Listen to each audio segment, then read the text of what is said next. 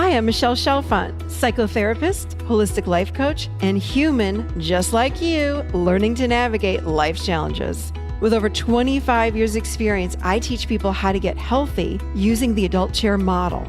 The adult chair model is where simple psychology meets grounded spirituality, and it teaches us how to become healthy adults. From anxiety and depression to codependency and relationship issues, you can use the adult chair for just about anything.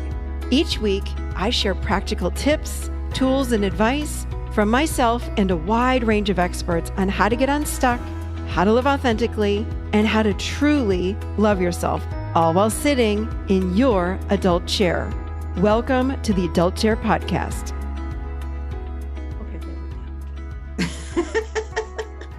Nothing like starting a show laughing. That's how much we already like each other here. So welcome to the show, Abbe and Maggie. It's so nice to have you on the Adult Chair Podcast. Oh, we're delighted to be here. Thank you so much for having us. Yeah.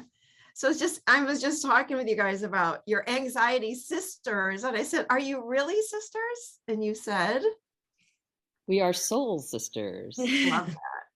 And you guys met in college in Philadelphia. Although we fight like real sisters. Exactly. That's what we always say. We fight like real sisters, but we're soul sisters. I think that soul sisters can fight too, right? Yes. It's called healthy communication. I mean, it's just Absolutely. like, good. Well, that's so fun. You guys have known each other a long time, which I love. Yeah. And I was sharing with you a minute ago that you're talking about, again, I have a lot of favorite topics, but anxiety is one that we can't talk enough about because so many people in the world are suffering from anxiety, right? So thank you. Thank you for all the work that you both do. You really both, you're doing fabulous work in the world and educating people. So I want to hear from both of you. It's interesting because you both met in college and I want to know your backstories. Like, how did you know? I like asking this question. How did you even know you had anxiety? Because let me tell you, I've sat with people over almost 30 years of clients, and I can't tell you the number of people that I've sat with and they're talking to me and I'm like, it sounds like anxiety to me. And they're like, really? I'm like, yes, it's anxiety. They're like, I had no idea. I'm like, okay, so let's start there. How did you both know that you had anxiety? Well, I think, looking back, I can see that I was a very anxious child. My very first memory of, I have OCD, which is obsessive compulsive disorder. That's one of my many anxiety diagnoses. And I can remember my first obsessions and compulsions around driving in my parents' car when I was 5 years old. And I remember going out to the garage and tapping the tires 3 times at each tire before I would get in the car. And I remember trying to do it without my parents knowing because I figured something was really wrong with me and I didn't want my parents to be worried. So I remember that obsession and those compulsions as young as 5. It might have been even earlier for all I know. I was diagnosed with OCD at 46 years old. So it was a lot of years of suffering. I was just going to say that. My goodness, like that's a long life. Yes, I to live without knowing why you're doing what you're doing. Yeah, Mags and I always say we not only walked the walk, we huddled, heaved, hurled, sweated, palpitated, hyperventilated. I mean, we really experienced anxiety in just about every single form it can take, between obsessions, compulsions, panic, worry, catastrophizing, phobias, you name it. We've done that. Wow. Okay. Oh my gosh, we have a lot to talk about. Thank you. So I'm curious. I just want to know, so when you tapped the tires when you were a little girl, was it because you're afraid they were not inflated enough, or what was that? I don't know exactly what I was afraid of. I just knew that if I didn't tap the tires, then something would happen to the car. So my way so if I tapped each tire, then that would make us have a safe trip. I think I must have been afraid of having a car accident of some sort or tires popping. I don't know, whatever a little kid could be afraid of. But I knew that unless I did that, and I literally would go into a full-fledged panic. Wow. If I couldn't tap the tires. So I would often I would need to know when we were going places so I could get up early and make sure I was out there tapping before anybody saw. That's so young to me. I mean, do you have any memory of someone saying, we might have a car accident? Did someone have a car accident? Like, how did that happen at such a young age? You know, my mom and dad always like to tell me that when I was 3, I was having really, really grown-up conversations with Oscar the Grouch. So I just think I was a really imaginative child. Yeah, And I didn't have a trauma interesting. in my early years of any sort that would have led to that. I think, my brain is wired that way. I am not a neurotypical girl.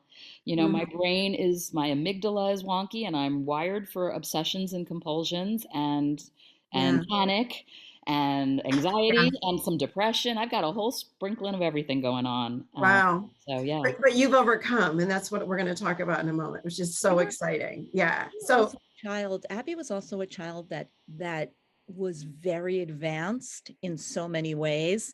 And so I mm, think sometimes the really precocious children, like you talked incredibly early, read in like how old were you when you started reading? Like They say I was 2. I wasn't, I don't know.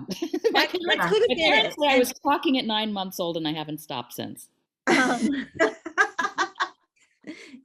and I do think like sometimes people, excuse me, with those kind of brains, like Yeah. certain, it's almost like you see so much when you Yeah. have that sort Yeah. of precociousness that It's like you said, like you're born wired like that. I mean, to have it at such a young age without any trauma or memory of anything, and your parents have no memory, you just wonder if maybe there's a wiring in the Mhm. brain. Interesting. What about you, Matt? um I so my earliest memory of anxiety is also fairly young, and it was a lot of separation anxiety. Yeah. um and um I think I was always sort of, like Abby said, wired toward anxiety. In my 20s, my dad died after a Mhm. very, very long traumatic illness, many years. And about 6 months after that, I started getting terrible panic attacks, Mhm. which quickly devolved into a lot of phobias, Mhm. which quickly devolved into agoraphobia. And there were just so many phobias I had, particularly of any kind of transportation, Mm. including elevators. And I was living on the 16th floor in New York City. Oh Um, wow. Oh my gosh. so there Wow. were just I was afraid of trains, of driving in the rain, of highways. I mean, there of flying. There was just so many phobias, and I really ended up, fairly agoraphobic. Um, Mm. and so, but I always had anxiety. And I think you were asking about how we recognize it. And I think for me and for Abby too, obviously, and you've talked about this, I've heard you say anxiety is so physical, right? So it's not like you're Yeah. thinking, oh, I'm anxious and I'm afraid. I think that's what people think it is, Yeah. but it's really, oh, I feel like I have the stomach flu and I can't get out of the house, or I'm having the Bayer aspirin commercial symptoms, so I can't get out of the house, or, I am sweating, or I have rashes. So it's like, it's not as much, oh, I have anxiety and it's really Yeah. bad. Well, and Um, also I hear a lot of people that have Crohn's disease or some sort of bowel issue, yes. Oh, and it's like, stomach. wait a minute. And then they go on like a medication that calms their nerves or stress. And guess what? It goes away. And it's like, wait a minute, that's anxiety. Like Right. you have anxiety and you don't even know it. It's creating all these bowel issues or Oh, stomach issues or yeah. that happened. I mean, for me, it was like I couldn't keep anything down, but I Yeah. didn't have an eating disorder of any kind. Yeah. It was Yeah. really, I couldn't keep anything down. I couldn't eat and I couldn't keep anything down. That was a symptom for me. But, Mm. when you get a symptom like that in your 20s, for me, I kind of thought I'm dying, Yeah. something's I was going to say, really when wrong. Mags and I met, we didn't know we had anxiety. I don't think we ever used the word anxiety in college, right? I mean, No, in 1980s, people I were was not going to say, but postponing. we're old. Yeah, it was the late No, 80s. we're not old. We're wise. Why? We are old and I wise. know. Well, I mean, I always say, like, when I was in college, there was no laptop, there was no Amazon, there was no Google. So No cell we had to phones. like, there's no cell. Well, Oh, we had the bag cell phones. I remember my dad. because I went to school in Ohio in undergrad, and he gave me the bag cell phone. Remember those that zip up? Oh And yeah. you take the antenna and like, what was it? The little suction cups to the outside window. I'm like, and I can still see my dad giving it to me. He goes, just in case you break down. I'm like, this is the stupidest thing, Dad. No one's ever going to use these things. I don't need it. I don't want this thing. That was what we had. Okay. Well, we didn't Yeah, have any cell phones. We just called our parents on Sundays for 10 minutes because it was Same. the Yeah. ridiculous amount of money to call per minute. So I Yes. remember my father would be like, okay, time's up. Exactly. Exactly. And there might have been something helpful about that too. Right. That there was like this limited contact. But when Mags and I met in college, we did not use the words anxious or depressed or mental health. None of that. Nobody talked about that. There was not a therapist on every corner. And to go to college to the therapist in college was like, well, what's wrong with you that you have to go see the therapist? And, they were like, we bonded over that. I was like, did you go to counseling? She's like, yes. What did they tell you? I was like, they just said that I should just calm down. I mean, I grew up in a house where I do have to say, like, because my mom was a social worker, we talked about stuff. It wasn't a house where mental health was not something, that we couldn't talk about, but it was so much less than it is today, and so much less of an understanding of how it actually affects us in daily life. So while going to a therapist to me, even in college, was not shameful, I still didn't have the vocabulary or the words to like make these connections of what I was feeling and how it was connected to anxiety. We spent the beginning of our relationship basically just comparing symptoms. Wow. And pretty much thinking we would both die young because I had all the cardiac symptoms. So if you're 20 and you're having chest pain and numbness in your left arm and tingling and all those awful, scary symptoms, I just was not planning on a long life. I figured I've got something terribly wrong with me. And Mags felt the same way with her stomach. She just was constantly nauseated. As I can't remember the first couple of years of our relationship where she wasn't nauseated.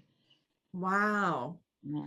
I want to share my story too, since you guys shared. Please. I'm not sure that I ever even, I mean, not that I ever would just not disclose, because I tell them my whole life, I don't really care. But so for me, I might have shared this. I might have shared it like in a workshop or something, but my father was so overprotective of me. I definitely have shared this at some point. That all my early learning, like all I ever heard was he was afraid I was going to get sick, stolen, or something else. Like, so he didn't let my mom take me anywhere when I was a little girl.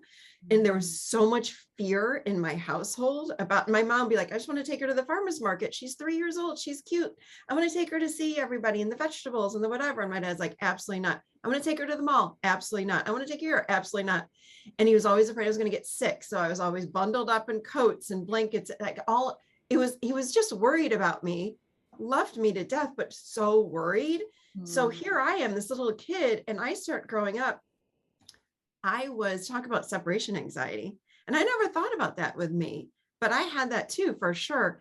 Absolutely paralyzed in fear when I was a little girl, because they always had me in like ballet school. We were a very musical family. So tap, jazz, and ballet, everyone's singing, I'm doing all this. They're dropping me off, and I am in full on panic. Now I know that now, but when I was growing up, I'd be like, I would make them drop me off and sit in with me in dance class. The only parent would sit there, and they go, we'll be right back in an hour. I'm like, no, you can't leave me. I was terrified. And they'd say, what are you afraid of? I'm like, I don't even know. Like I was a little kid. I don't know. I'm just so afraid you can't leave me. So that continued on, and I masked it because it was so embarrassing. Even in high school, I'd be like, I remember my mom said, you remember, Wegmans, right? Chris? Yes, of course. The best. Yes. Okay. Anyway, so my mom said, I was in high school. My mom said, I was 16 or 17. Can you run up to Wegmans and get my prescription? And Wegmans was 1.5 miles from my house. The wave of panic that came over me, I'm like, you want me to go by myself? Yes. And I drove 15 minutes in the other direction to pick up my friend, to drive with me to Wegmans, which was a mile away, to go get my mom's prescription, take my friend home, I dropped her off and then I went home. So it took me like a 45-minute trip that should have taken 5-10 minutes. Yes. Yes. So yeah, I'm with you all on this whole, like, it didn't make sense to me. I didn't know what it was. And Well, what you've illustrated is what we talk about all the time, Yeah. which is that anxiety becomes really debilitating when it's in the driver's seat. Yep, 100%. So thanks for letting me share. Thank you for sharing with us. I think a lot of people can relate to that one, definitely. I didn't Those know kind that. of It's feelings. so weird. It's so weird. So I had to overcome all this social anxiety and separation anxiety and all of these things. And one of the things that I talk about on the Adult Chair podcast is that for me, it was that anxiety is the physical manifestation of unfelt emotions, but I've added to that now because I also notice it's a dysregulation of the nervous system. Absolutely. You know, and we need to learn, whether it be you have emotions that you're shoving down. And in a way, I mean, I did. Like I was a little kid, I shoved all those emotions down, which then dysregulated my nervous system. So I needed to learn how to regulate the nervous system and feel the emotions. So tell me about your journey both of your journeys, as far as, okay, so then you realize, oh my gosh, I have anxiety. Then what? Tell me what happened next. Well, I like to say that for both of us, we went through the decade of the IS, 20s and 30s, which is we went to see the psychiatrist, the neurologist, the hypnotist, the past life regressionists, Cardiologist. gastroenterologist, whatever ist would take our money basically, and that we could afford at the time. Yeah. And all those people, some of them were very helpful and wonderful professionals, right? Yeah. But I think that there's this process of accepting anxiety. It's not something that someone says you have anxiety and one day you're like, oh, that's it. At least that's not what it was for either one of us. It was a real process of going to all these people and sort of ruling out certain things and therapists saying, oh, well, I think that's anxiety, or someone else saying, I think that's anxiety. And piece by piece by piece, you kind of start to put it together. And we talk a lot in our book about acceptance and how that is like the first step in really healing is that acceptance of the reality of where you are, of what is. It took me 4 emergency room visits for quote unquote heart attacks that I thought I was having. Wow. Before I finally thought, you know what, Mags, maybe this is anxiety. I mean, I've now been there 4 times. I've had all those cardiac enzyme tests. I've had the x-rays. I've had EKGs. I mean, every doctor is telling me it's anxiety. Maybe it is. I mean, it's so hard to believe that anxiety, it can cause such physical havoc in your body. It's very hard to believe. And we have a community of over 200,000 people. And I would say we've heard it 200,000 times. Like, I just couldn't believe that was anxiety that was doing it to me. Right. That whole idea. Maggie, I want you to talk a little, or both of you, either one, but you mentioned the word acceptance. Yes. This is something that I talk about a lot. And I get the same comments every time, even though I explain it. Doesn't mean you like it. Right. Right. All right. So when we think about anxiety and you're saying, you are suggesting one of the steps is this the first step to accept it? Yeah. Like really kind of like you were saying, Abby, you're in the hospital. You're like, gosh, maybe it is. I got to accept it. And you might not like it. Accepting it doesn't mean it's going to get worse. Accepting it doesn't mean anything other than this is where I am. So can you guys talk a little bit about acceptance? Because there's a power in acceptance, right? I think there is. I mean, I think, sometimes I've told people when they have told me something about their parents, for example, or abuse that they suffered, or just a way they interact with their parents. It doesn't even have to be abuse. One of the things I'll say is that, Abby and I will both say to them is, well, sort of now the circumstance that's going to happen, right? When you go home or when you speak to your parents. So knowing the circumstance that's going to happen, like, we could either have a fantasy that it's going to be different, which we all do, right? We all have that fantasy in our head. It's going to be different. It's going to be what I need. Or you can prepare for the reality of what the situation has always seemed to look like, and what it's probably going to look like this time. Yeah. And that's the same with anxiety. I think we say,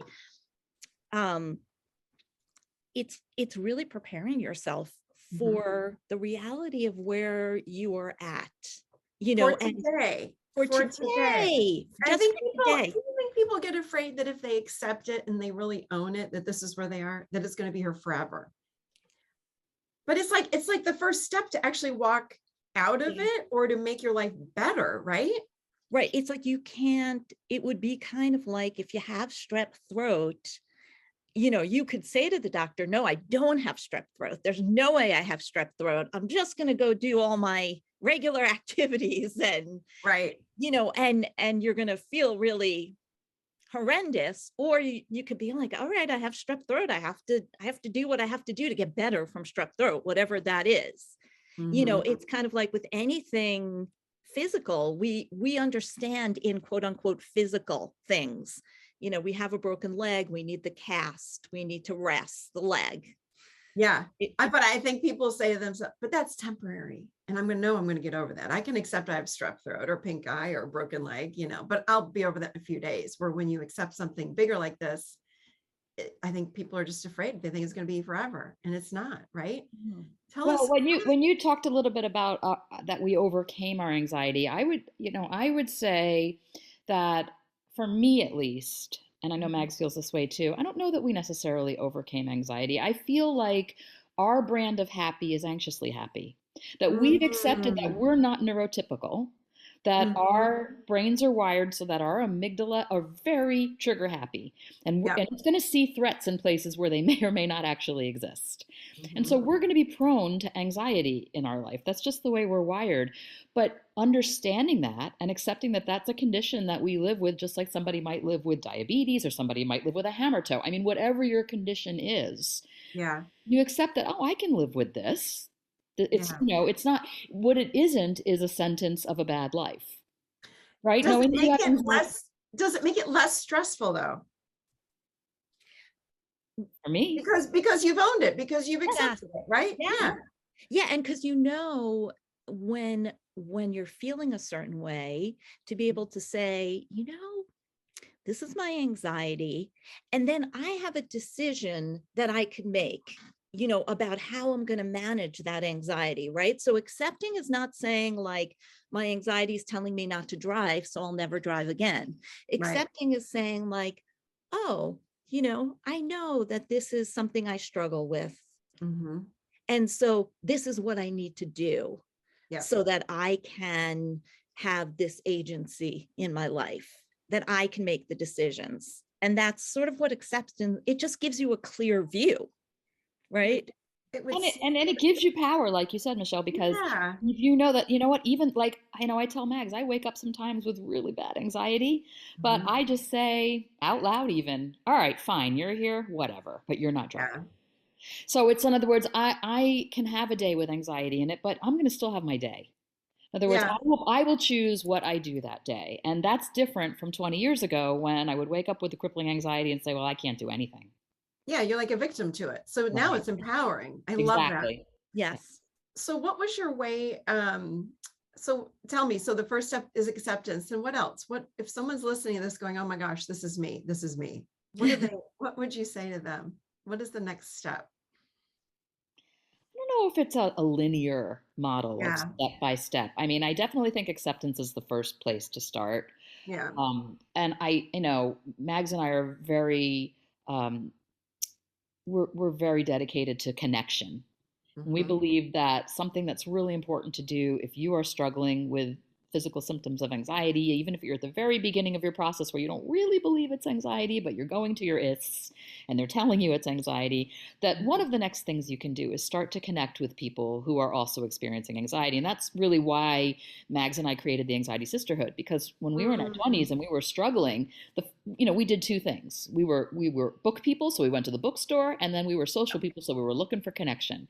And we had a really hard time in both of those situations because there was no community of anxiety sufferers that we could turn to. I mean, you could join some sort of a support group in a therapeutic setting, but we really wanted something where it would be a little less scary, where we could just sit around and Yeah. say, yeah, me too. I feel that happened to me also. What do you do about it? So Yeah. we started the Anxiety Sisterhood with just the two of us so that we could have a place to sit and talk about our anxiety. And now there's more than 200,000 people that do that with us Amazing. because it's, 289 million people in the world have reported that they suffer from anxiety. So we know the number's much higher. Oh yeah, for sure. So, I so agree. I always say we're in the world's largest sorority with the toughest initiation. I mean, this is, So true. we're your people, we're your tribe. So reach out. If you're starting to Yeah. struggle with anxiety, you think it might be anxiety, reach out to us, come to our Facebook page. It's the most supportive, kind, generous group of people I've ever seen. It's the nicest place on Facebook because everyone is so kind and so warm and so helpful, and there's no judgment on our Facebook page. Everyone is accepted for who he or she is. Yeah. So obviously the connection piece is really important. That's the next step after starting to try to accept it. And even if you're not accepting it yet, still connect. That will help. Yeah. Acceptance. Yeah, for sure. For sure. So what are some things that that people can do? What are some tools for people? Well, we have so many. So we have a book called The Anxiety Sister Survival Guide. And I say that really because in that we have so many tools. And the reason we do that is, like Abby said, we went to look for books on anxiety because that's like, we're sort of book people. Any problem, you go to a book, right? This was before the internet too. But we went to look at books, and all the different books had prescriptions for what you should do.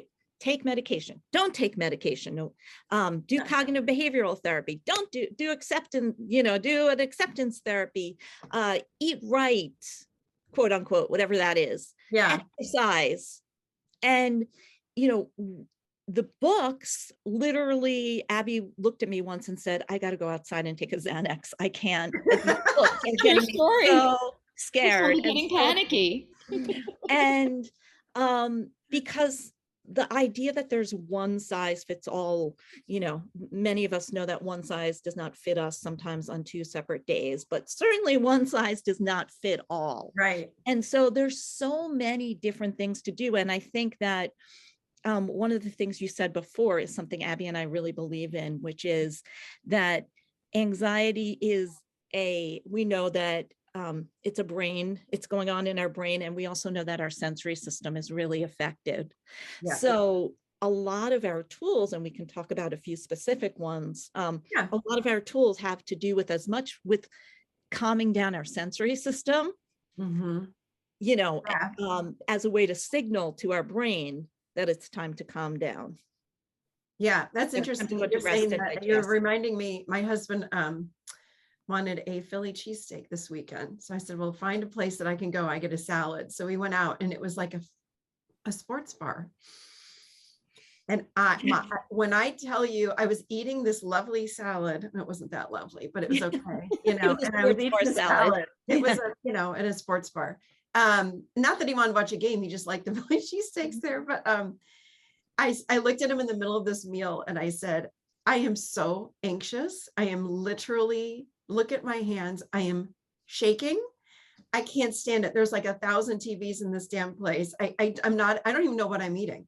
I don't even know. And I'm like, eating is, I go, we got to get out of here. I can't take it anymore. I go, this is why I eat outside. And it's funny you said that, because I'm like, I know where I like to go out to eat.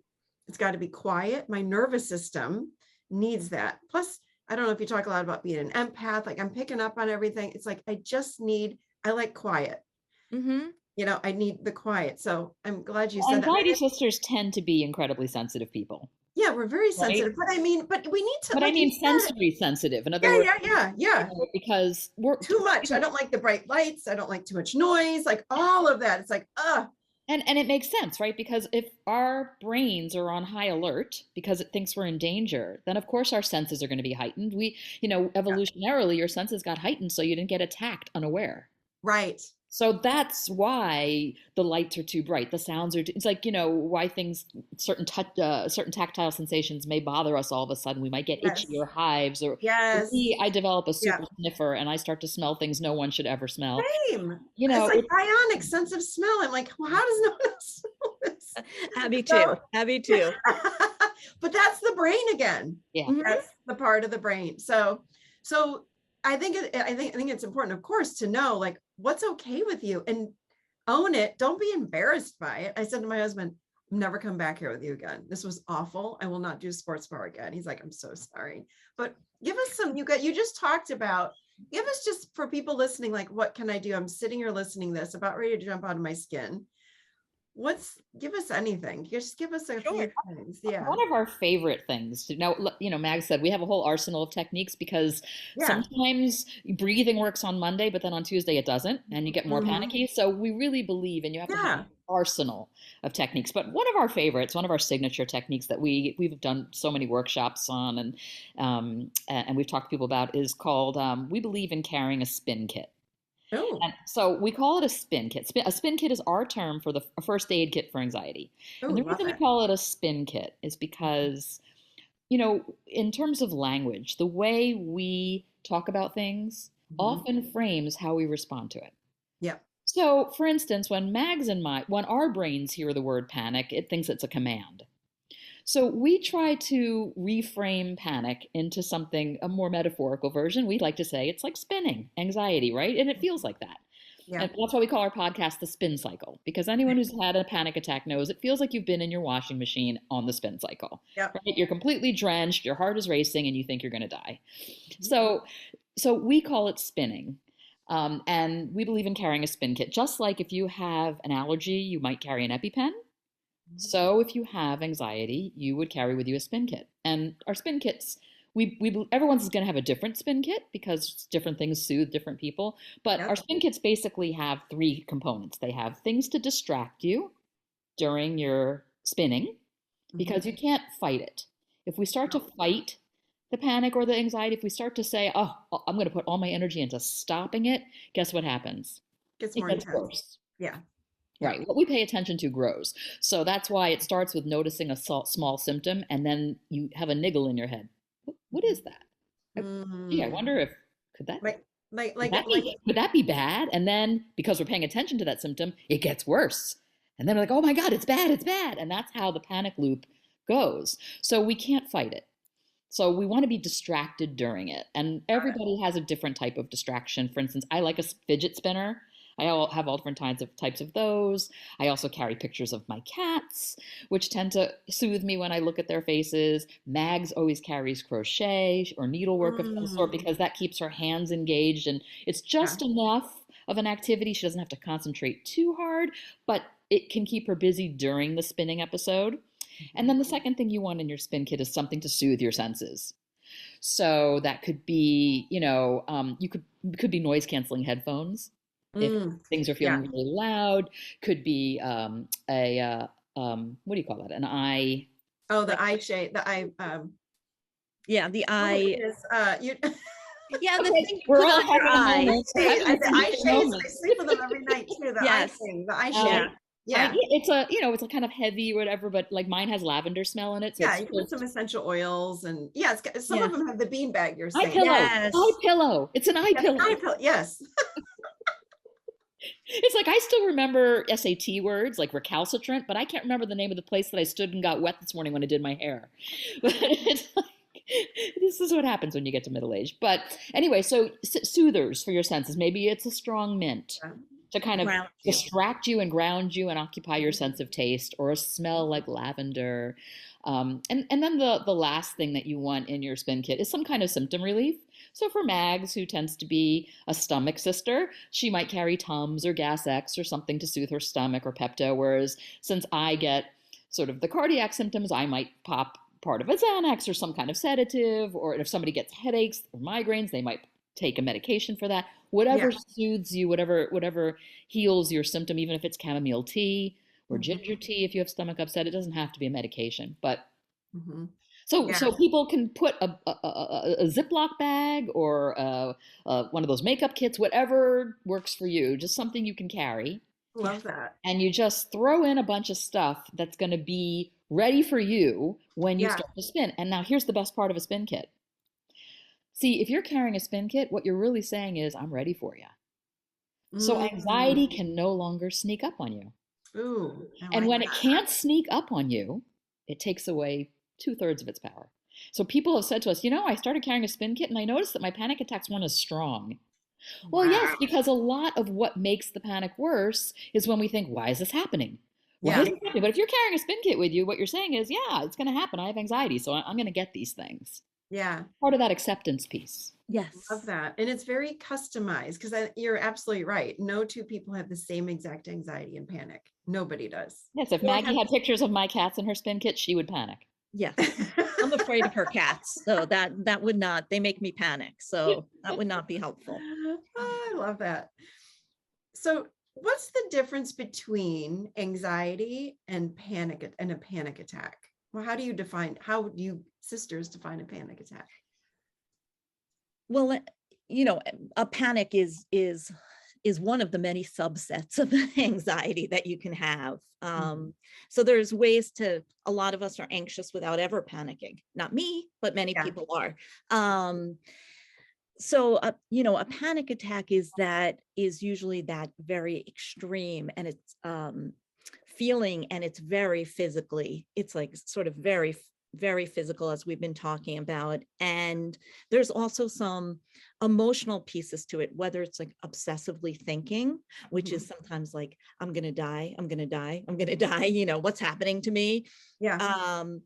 And that's part of we tell people that feeling that you're definitely going to die is part of having a panic attack. It's sort of not separate. It's like your brain is saying, I need to be on the highest amount of alert right now. Yeah.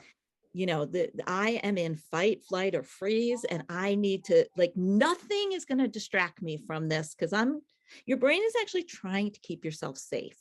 Always. Yeah. And so there's a lot of physical symptoms involved particularly in panic. And they tend to intensify. Yeah. Mine was, I think I've had two, but the first one I told my son to call 911. Yes, and that's very typical. Yeah. I was like, it was about, gosh, it had to be at least 10 or 12 years ago because he was little. And it was not over fight or flight. Well, in a way I was afraid. It was because of the dang real estate market at the time. There were all these, I lived in Nashville, and a house would come on the market, and it was like kind of like it is now, honestly. Yes. This insanity, like scrambling around, throwing offers in above what the value is, waiving appraisals and inspections. It was like, and 12 people would throw an offer in. So I was in this, we got to get a new house. I want to get out of this house. So every time a new house would go on the market, I would get myself so worked up, and I'd have the realtor. It was like going 1,000 miles an hour, and I'd put another offer in, and then I'd sit with, oh my God, where's the realtor? Why isn't she calling me? Did we get the house? Did we not get the house? And the one day that happened, and I was waiting to hear from the realtor. And the longer I waited, the more anxious I became. And then all of a sudden I was like, oh my gosh, my heart is racing. I remember I had a white button up, like a blouse on, in my jeans. And I went and laid down on my bed. I said, something is not right. And my button down white blouse it would look like I gotten out of the shower. Right. And I was soaking wet, and I couldn't breathe, and my stomach was in knots. And I called my son. I go, I think you need to call 911. I'm having a heart attack or something. And then I called my brother-in-law, who's a doctor, and I'm like, what the hell's wrong with me? I don't know what's going on. And he said, I think you're having a panic attack. It's not a heart attack. I was like, what? I'm having a panic. I was so like, what are you? Why? What? I don't know what happened. And then I traced it back. Of course, it was so much stress trying to get us into a new house. It was all of that. Right. So. No, it's an environmental, in that case, sometimes they come on really uncued. Yeah. And in that case, it was like an environmental stress sort of going on for you. What happened was your brain. I created it myself in a way, because I didn't intentionally, of course, but my brain was going 1,000,000 miles an hour, as it normally does, but it was zeroed in, and I felt like there's no hope. I'm trapped. And that's where it launched. Probably what was going on were the hidden what ifs, right? Mm-hmm. So probably in the back of your mind was, what if I don't get the house? What if yes. So that was creating an emergency. Oh, it was. And that's sort of when people ask me what's the difference between garden variety anxiety and panic attacks. I said, you know what? If you're going to have a panic attack, you will know it. It's an emergency. It Oh yeah. feels like an emergency. It feels Yeah. like you have to call 911 or something. I mean, you can't, like Maggie said, you can't think about anything else. And you wouldn't Right. even recognize it as anxiety necessarily, which is why it took me 4 trips to the ER for 4 separate quote unquote heart Wow. attacks, which never happened. But I went 4 times. And the last time I almost grabbed the attending doctor by the neck. And because he said to me, we did the x-rays, we did the blood work. Your EKG is normal. Your heart is just fine. And I said, haven't you seen House? Clearly, you've missed something. I mean, I really was angry because I was like, I'm not making this up. My pulse is ridiculous. I'm not making this up. And he said to me, you know what? Let's do an experiment. I'm going to give you a shot of benzodiazepine, which it's a sedative, right? Yeah. Yeah. Let me give you a shot of this, and it should calm your system down pretty quickly. Mm-hmm. And he said, if you're having a heart attack, it's not going to stop the heart attack. But if you're having anxiety, it will stop the anxiety. So he gave me the shot, and within 5 minutes, I'm like, this stuff is the bomb. Wow. Like, where do I get me some of this? Wow. And that was the first time I said to Maggie, maybe it's not heart disease. Because Ativan wouldn't stop a heart attack. Yeah. Wow. That's powerful right there. What about, how do phobias play into this? I think you all mentioned phobias. Yeah. How do they fit into anxiety? I'm the phobia queen. I like to say I'm the queen of phobias. I was the queen of phobias. Well, I mean, what happens, I think, with a phobia is that we get panic attacks when we try to do the phobia, right? So we go into a panic attack, which makes us avoid doing whatever it is that we were phobic about. So it could be, we hear so much about driving, for example. Mm-hmm. So, if we're driving and you have a panic attack, you're thinking, well, I can't control the car anymore because I'm in the middle of a panic, I'm having all these physical symptoms and it feels like the car is going to go out of control. And so naturally our brain tells us, well, you got to avoid driving then. You don't want to put yourself in this position, which is in reality sort of the opposite of what we need to do to get better. Yes. Which makes it very tricky. So obviously it doesn't feel like that, but we actually we end up avoiding, and then that creates an even bigger sort of anxiety loop in terms of, I'm going to go panic. I'm going to go driving. I'm going to have a panic attack. I can't go driving. We panic about having our next panic attack, particularly when we're having a phobia, because we know what will bring it on. We know getting in that car will bring it on. And the more we avoid, the stronger, our sort of neural pathway in our brain becomes to rewired then. Yeah, we rewire ourselves. And it was something that I had to do a lot of work on, because mine also, sometimes phobias can start spreading, so mine might have started on the plane, and then it went to driving, and then it went to the train, and then it went to the elevator. And so it was pretty quickly became agoraphobia, which, a lot of people think is fear of leaving the house, and it's not. It's fear of having a panic attack outside the house and not being able to get to your safe space, or getting sick outside the house and not being able to get to your safe space, which is usually in the apartment or the house. Yeah, agoraphobia is sort of that idea that you'd be out in the wide open and in danger. Yeah. So it doesn't necessarily have to do with needing to stay home. Wow. Tell me, Abbe, you were just talking about medication. So what is your stance on medication to treat anxiety? Both of you, or Abbe, doesn't matter. No, we have the same stance on everything that when it comes to mental health. We actually have the same stance on most things. But in terms of medication, we believe that for some folks, well, for everyone, anxiety is a medical condition. Okay. Yeah. So for some folks, part of their treatment plan is going to be medication. Yeah. For some folks, it's not appropriate. What we don't believe in is shaming or blaming or judging anyone for his or her treatment plan. So, we talk to our community about this all the time, that, what's good for you may not be good for your neighbor. What's good for me may not be good for Maggie. We believe in treating anxiety so that your world doesn't shrink. We believe in you being in control of your own decisions, who you'll see, what you'll do, where you'll go. If you need medication to do that, awesome. If you don't need medication to do that, equally awesome. Mags and I take medication. That's part of our treatment plan. Yeah. We both needed it because of some of our extreme, for me, my extreme OCD I couldn't leave my house because of it. I was so racked with obsessions and compulsions. I needed medication that I take every single day that allows me to then use all my other tools so that I can live anxiously happy. And I'm not ruled by my obsessions and compulsions. And, I very rarely even have trouble with my OCD now because of it. So I'm very grateful. And Maggie had to take medication to overcome her phobia, for all her phobias, because she was doing exposure therapy. And, you can't sit in an elevator when you are feeling like you're going to throw up for an hour a day, which is what she had to work up to doing, if you don't have a little bit of pharmaceutical help. For most people. I mean, some people can manage to do it. We don't know how. But so for us, medication is part of our treatment. Okay. But we don't judge either way. We are supportive of anything that helps you manage your anxiety so that it doesn't manage you. Got it. Thank you.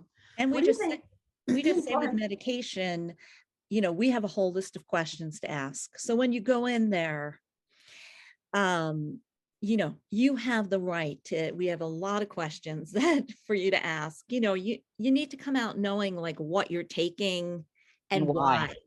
Yeah. Because I think a lot of people do in reality get medication from their just their regular doctor. Not everyone can go to a psychiatrist.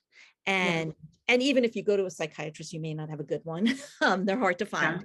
But so you have the right to ask, like, why are you giving me this medication instead of that medication? You have to, there's a lot of questions so that you're an informed consumer.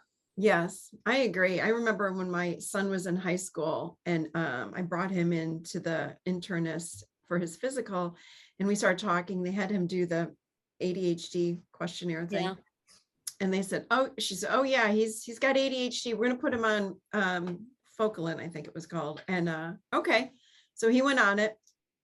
And I said, I'm going to take some of this if you're taking it. I want to see what's going on here. And I mean, I was like, I've never gotten so much done in one day. I was like, wow. My husband's like, what's going on? I'm like, wow, I recorded 5 podcasts. I cleaned the house. I made, he was like, what is going on? I go, I don't know. This is like, wow. So we had gone in then 2 weeks later to our follow-up. And I said, can you tell me something? I said this to the doctor that gave him the medication. I said, what exactly is going on in the brain? I want to know exactly. I want to know what neurotransmitters are being affected. What's happening in the brain with this? Because wow, did I have a productive day? But it was like, then I couldn't sleep. I mean, it was awful. Like, yeah, I got a lot done, but then at night, I was wide awake that whole night. So I didn't really do that again, but she didn't know.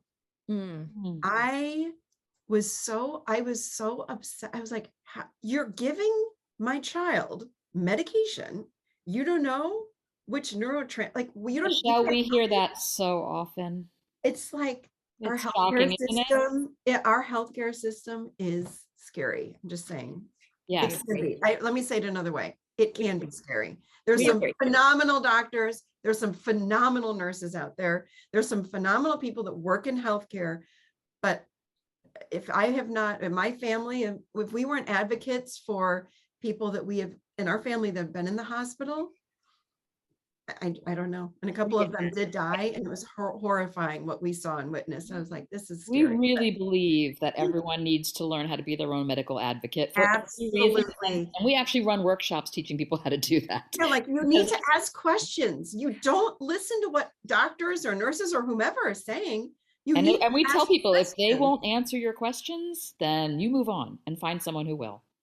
Abby and I always tell each other that if anything happened seriously to her or to myself, like our jobs with each other is to go and be our hospital advocates. Absolutely. And it's a job.